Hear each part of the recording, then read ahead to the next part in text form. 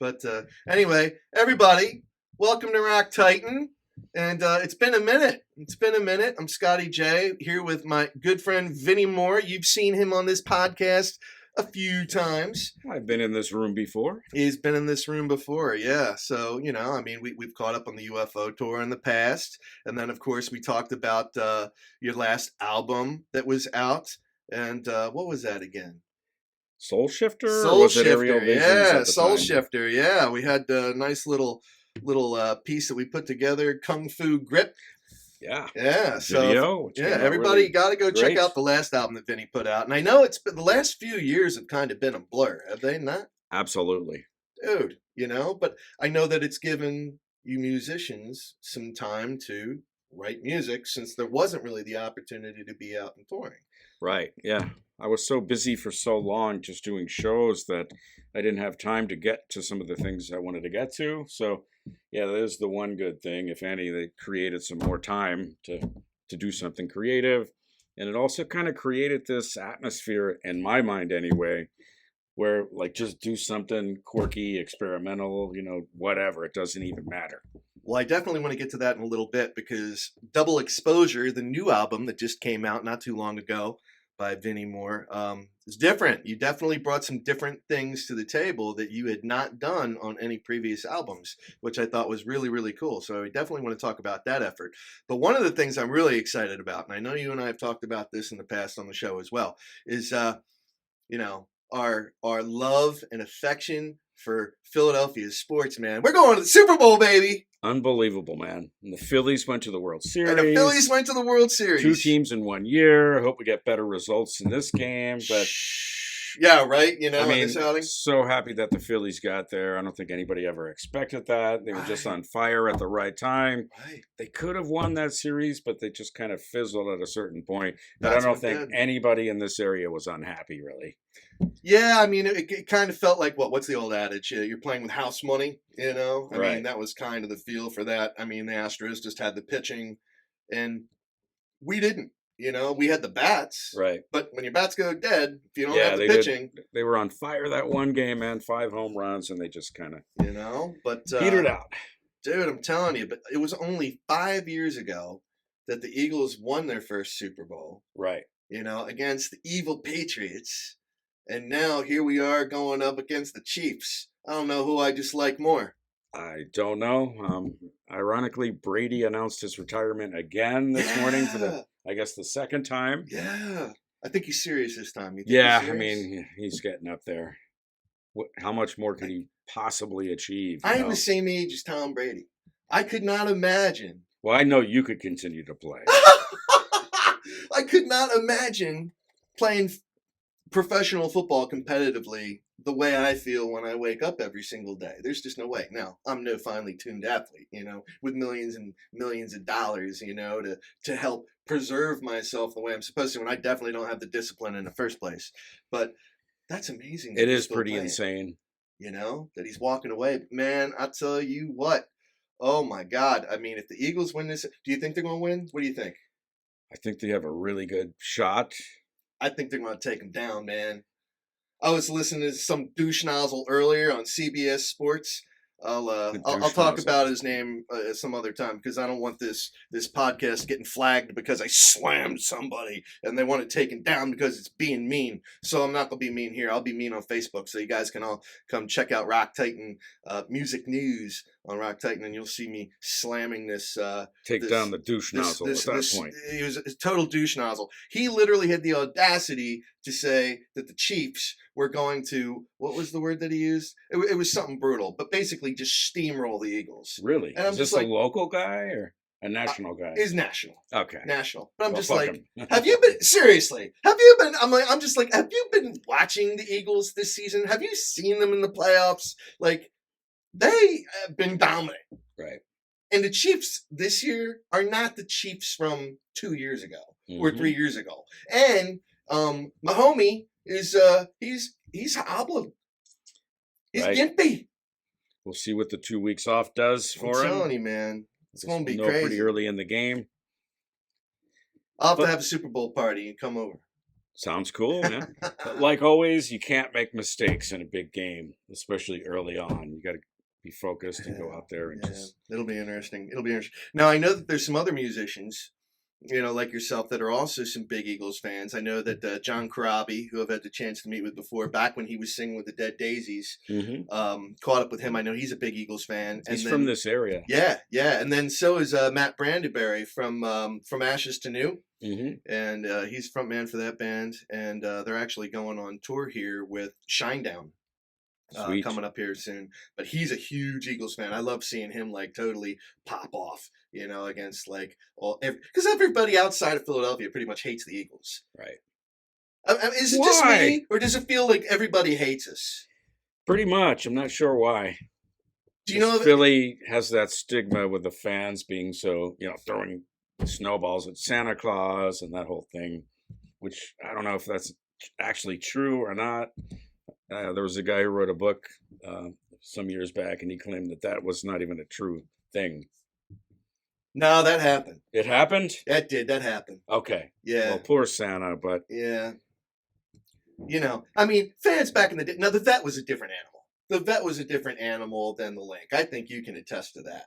I remember when they put the jail in Veterans Stadium. Mm-hmm. Had a jail. That's pretty insane. It had a judge where they would do whatever they did. They'd arrest you, I guess, in the stadium. Then they would take you into the courtroom. They had a courtroom in the I remember that. and then they would pass judgment and lock you up. They had prison cells. Insane.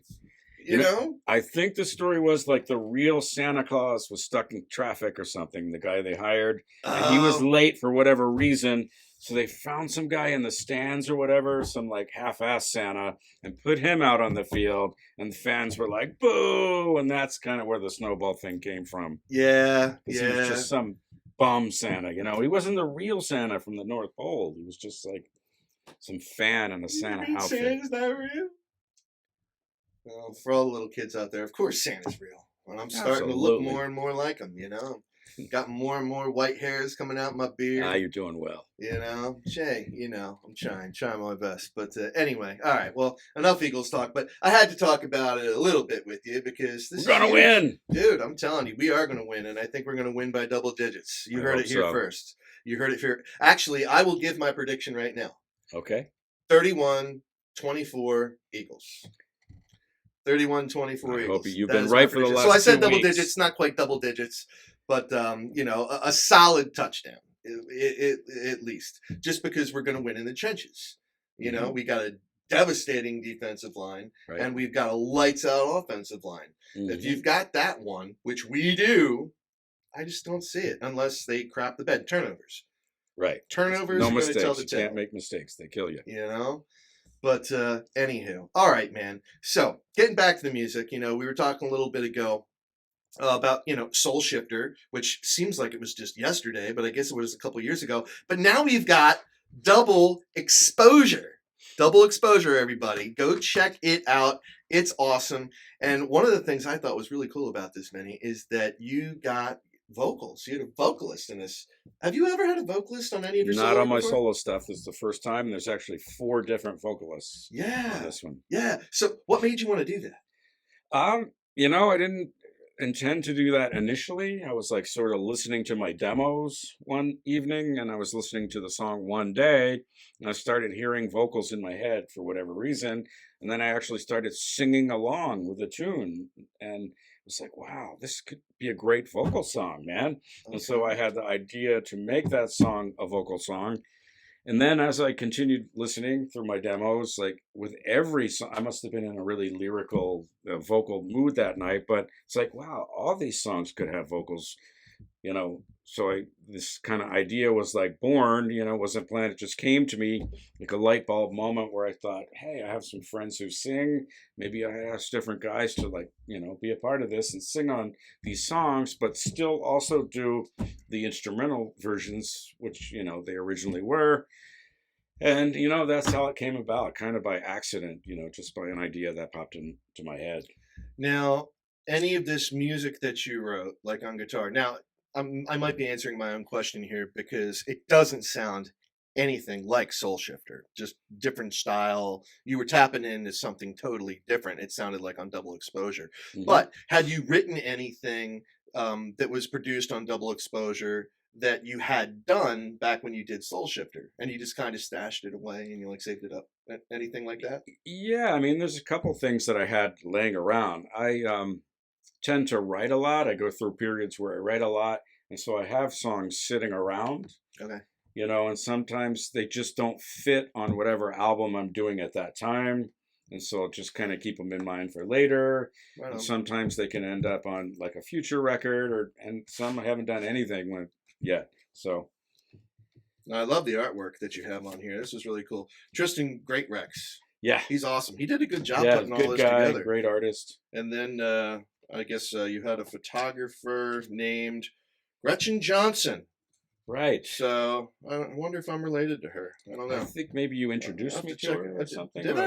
All right. I don't know. If Yeah, you, Gretchen Johnson. So. do Ancestry, you can figure out if you're They related. do have some apps now. I can find out maybe if we're related, but it looked like she did a pretty nice job on this. But I love all the artwork and like the inserts. That's so great. I love how you did this. And the CD is awesome. Everybody, I mean, seriously, Double Exposure. There was an article about it the other day online, Really? and they got the album title wrong. It said Double Exposure, and I thought it was great, man. That should have been the name of the record, Double Exposure. Like I exposed myself twice, What? like front and back. And one guy commented, I kind of posted about it on my Facebook page, and one guy said, Exposer.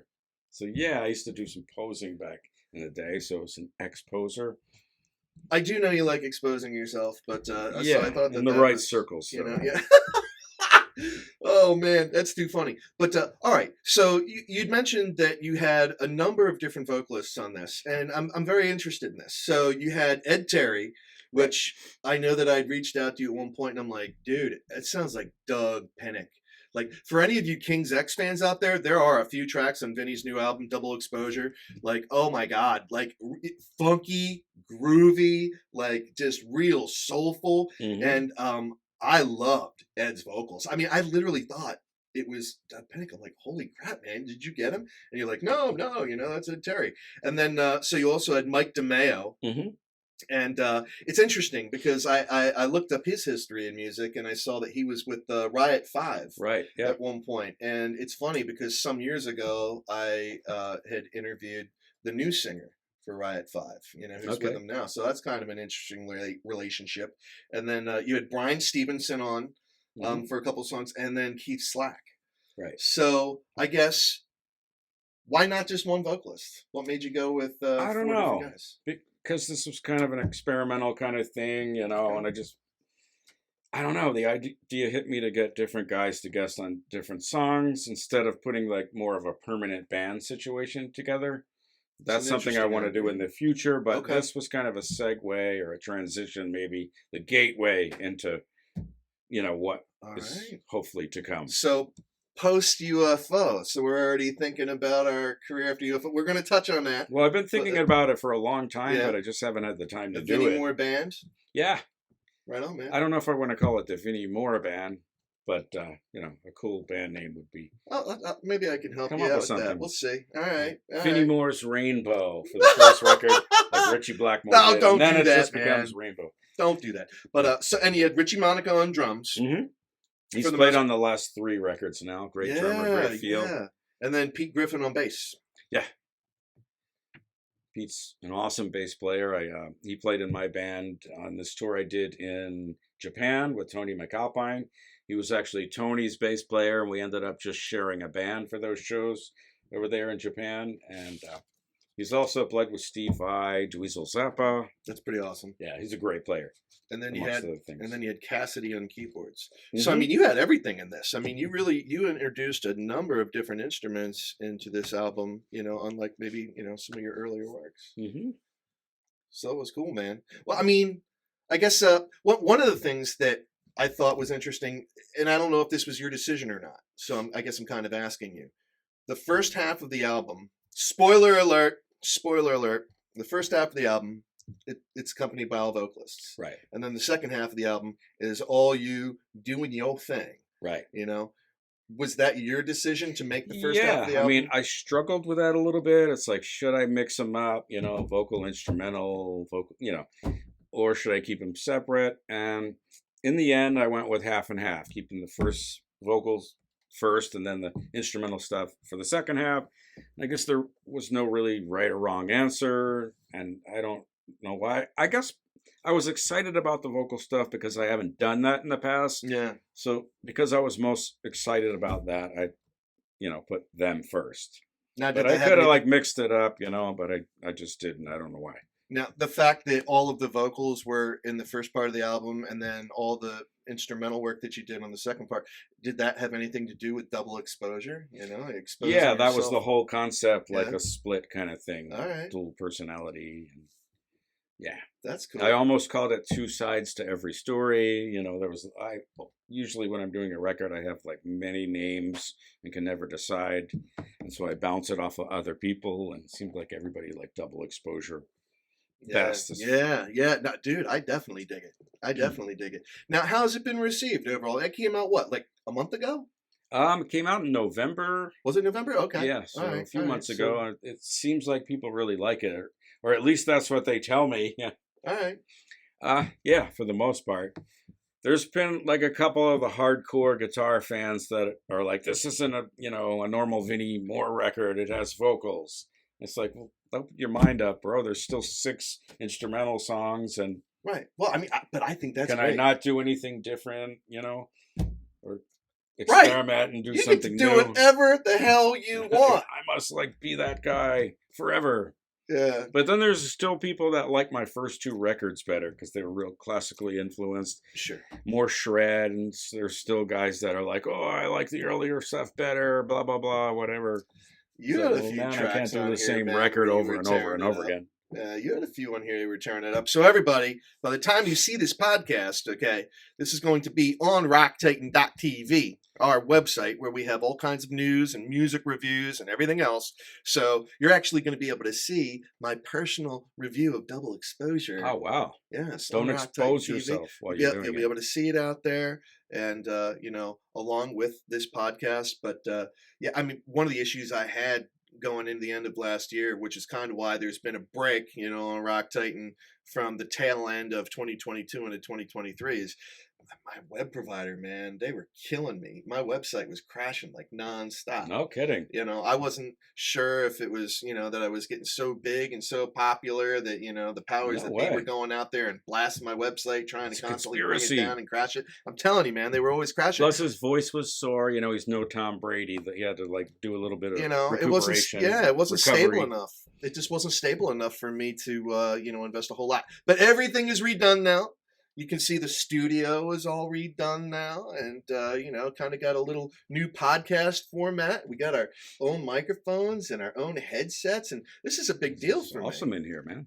Most people would be like, yeah, that's what you're supposed to have, man, you hack. Baseball caps. I see jerseys. Right? Mark McGuire is right to my left, hitting a home run. Yeah, I just need Phillies poster. Yeah, I need some more music memorabilia in here. That's what I need. I see a baseball bat. Yeah. Well, that's actually more like my club. That's my Lucille. That's my Lucille. For all the Walking Dead fans out there. I don't know why you need that when you got the Mossberg and the Sig right now. Well, yes, we have those things in the man cave too, because you never know who's going to try to come invade. But so in terms of getting out and supporting this live, because again, over the last couple of years, that 2 weeks inside stand doors for 2 weeks and everything's going to be cool. Yeah, that works. 2023, and here we are. I think everyone is, I hope, starting to feel like life is kind of returned to normal. Touring is back in full swing. Yeah, exactly. Knock on wood, man. This is real wood, too. This is old school. There we go. Yeah, it's old school. But, it was just a 2-year just pit of despair, man. What a weird time, man. It's just surreal. It was just such an odd thing. And for you musicians, you literally rely on being able to get out and tour playing music, playing live. Because as awesome as this music is, you've got things like Spotify and all these other streaming, sites that people aren't paying for music. They're just streaming it. They're getting it for pennies on the dollar, as far as like what you get. I have friends It's crazy. other musicians out there, they'll take like a photo of the check that they got from whomever, and it's like 2 cents. Right. Do you get that stuff? I got one for 3 cents once. Oh, jeez. I mean, I scanned it. So I have to keep it permanently. Seriously, it's like I wouldn't even cash that thing. Just frame it. And let that wind up as 3 cents on their books unaccounted for. With inflation, 3 cents is worth what? Like half a cent right now? Oh, right. It's freaking ridiculous, man. So, supporting Double Exposure. Do you have imminent plans to get out? We're looking into it now. It's something I really want to do, and my booking agent is like looking into maybe me going out with another artist, like I've done in the past, or maybe doing, just myself. Okay, all right. But I want to get out there and play. Dude, I mean, even for Soul Shifter, man. I mean, did you ever really get out and support that? Did I? Because that came out like 2019. I know when it first came out, I had a bunch of UFO shows. So exactly. I did European solo shows after that, but I'm not sure if I did America. I think the American shows were just you got 2 albums worth, man. I know. I got to learn how to play these songs, figure it all out so I can remember it, and then go out there and do it. Oh man! But now I have the extra dynamic of having the vocalist, and I want to do vocal songs, and I obviously can't sing them myself. So. Yeah. Why not? Just not good enough, man. Dude, I've heard your pipes. You're pretty good. You did some backing vocals in Double Exposure, did you not? On Still Waters, Run Deep, yeah. Okay. I did some oohs and ahs, some ohs, and I actually spoke a few lines on there, trying to keep my head above water, trying to keep it all together. Nobody's noticed yet. And so right on. Now you were talking about other artists that you've performed with, like when you do go out on tour. Obviously, we've had the chance to catch up with Gus G in the past, which was a lot of fun. And then you also played with who is that from Poison? I'm drawing. Oh yeah, Richie. Yeah. Gus G and I and Richie Kotzen. Yeah, Kotzen. Did some shows together. I guess that was like maybe 3 or 4 years ago. Okay. Yeah, right. I think Gus and I did some alone. Without Richie, and what else have I done? Yeah. Is there anyone in particular that you've thought of that you would like to go out on tour that you think would be a good fit for some of your more recent music that you've got out there? There's probably several people. It's just a matter of like who's going out at the time I'm going out, which is kind of... We got to put some feelers in the air. Have you already done that? Yeah. Yeah? Got the booking agent working on that. So I guess no one you can mention now. I haven't gotten any specific names as of yet because we're really early on in the putting it all together. It'd be cool if you went out with like Doug Aldrich. Yeah, I mean he's been out so much with Dead Daisies, right? But I don't know if they're touring right now. I'd have to check. Shame on me for not knowing that. But yeah, that's a great idea. It could be cool. Well, I know he's someone that admires your work. I'm trying to think. It's so funny because like I'm not a big name dropper. I'm really not. But when I'm talking to particularly a guitarist, and most of the time it'll be off the record, I'll be like, what do you think of Vinnie Moore? Just so I can get as much dirt on you as possible. That bum, I heard him. I'm always trying to get as much. I'm always trying to get as much dirt on you as possible. But it is amazing to me how revered you are. Now I know I've talked to you about this in the past, but like the influence that you've had on so many guitarists, it's pretty impressive, man. It really is. Do you have like a fan club or anything like that? I don't know if I've ever asked you. I have a fan page that we just started on Facebook, but not really a fan club. Would you like to join the KISS Army? The Vin Man Army? Any stalkers? You ever got any Vinnie Moore stalkers? Nah. Maybe like earlier on in my career when I was a young guy, but now I'm not pulling them the way I used to. Pulling in the crazies. Now, as far as like endorsements and, instruments that you played, guitars that you played and whatnot, obviously you were with Dean for quite a while there. And the last couple albums, I guess, you've been playing on a Kramer. How's that relationship with Kramer going? It's going really well, actually. We're working on some new stuff. some custom stuff. Can't talk too much about it at this point. Okay, all right, hush, hush. I mean, I've been playing the Pacer, and they kind of modified it for me, and we're building towards doing something. Kramer Vin Man coming out. Could well be on the horizon. Yeah, I know you got the solid body, but the original the Dean Vin Man was a hollow body, wasn't it? One of them was. It was originally a solid body, but we did a one-off. Okay, That was I hollow, love the hollow body. just like partially hollow though. Yeah, those are sweet, man. Yeah, it's a nice looking guitar, classy look, and it has a little bit of a different sound too. All right. It's more like a chambered guitar kind of tone. Okay, well, it'll be interesting to see what you have going on there, because I'll have to buy one. I'll definitely have to buy one. You get a new signature Hanging guitar right coming here. out. I got space. I am reserving space on these walls specifically for some of your stuff, man.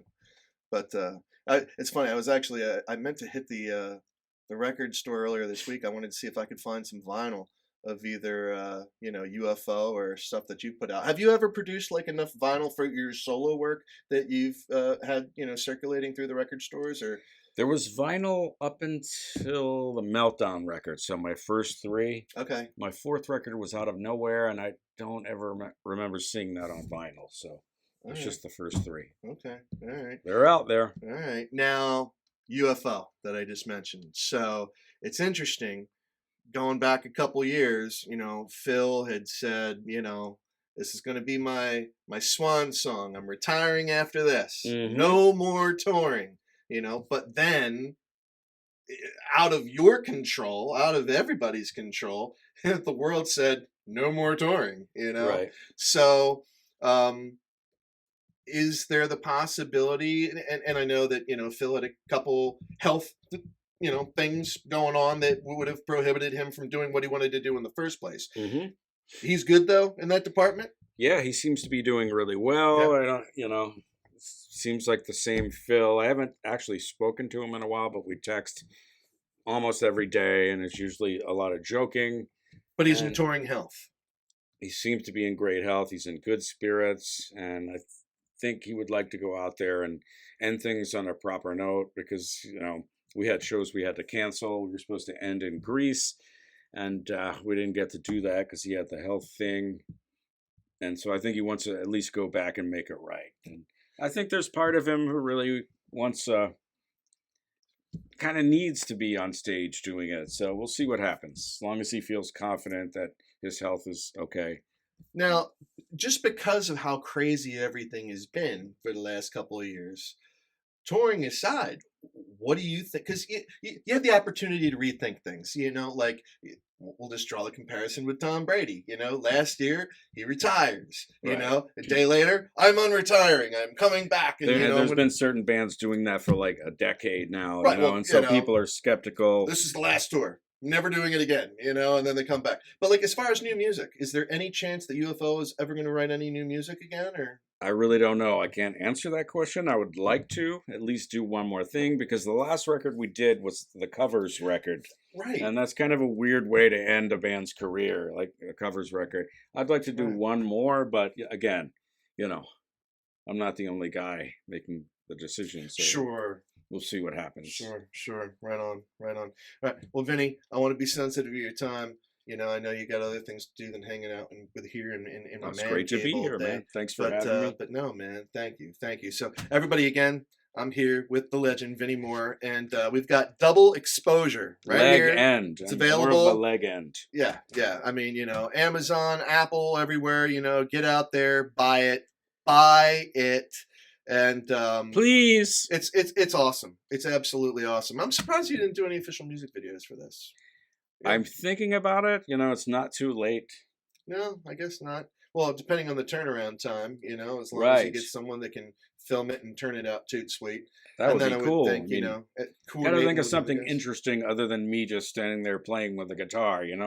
That's boring. I need like me playing guitar and a surfboard, although I've never surfed, so I don't know how we do that. Well, you know what? There are ways to make that. I mean, I didn't think you ever knew karate either, but then Kung Fu Grip comes out. Black it's belt, like, man. You're like kicking Bruce Lee's ass and stuff. I'm an expert. It's like, seriously. All right. Well, everybody, I'm Scotty J here with Vinnie Moore. You are watching Rock Titan.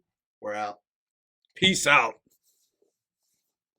Thanks again for watching. Please remember to subscribe to us on YouTube and follow us on Instagram, Facebook, and Twitter. You can also catch us at www.rocktitan.tv.